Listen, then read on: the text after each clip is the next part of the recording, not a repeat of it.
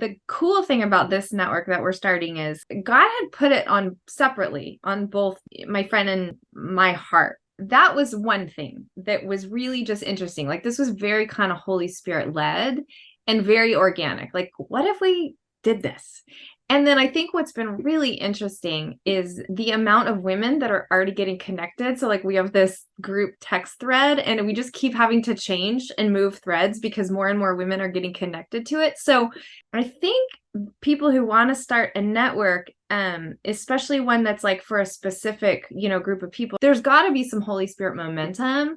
And then part of it is you're not really controlling what the Holy Spirit is doing. Not that you could anyway, but just like kind of watching, like, oh, the Spirit of God is building this thing. And I think that is a piece of advice, because some of it is like, don't try to over control it or over domesticate what the Spirit of God is doing. Like a little bit like, let the wild thing be the wild thing and watch God move with power. Do you know what I mean? One of the beautiful and also unique things to women in leadership is so often many of us are also the one driving our kids to and from school if we have kids, right? Or we're also in school finishing up our seminary degrees because we waited until our kids were a little older to do it.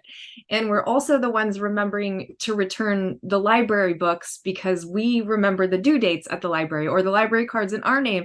And also we know that our kid has that orthodontist appointment coming up.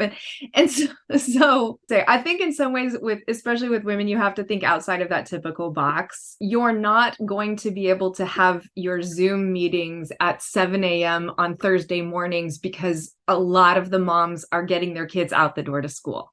And of course, that's not true of every mom. I'm not trying to be stereotypical, but that's what women do. We're balancing so much.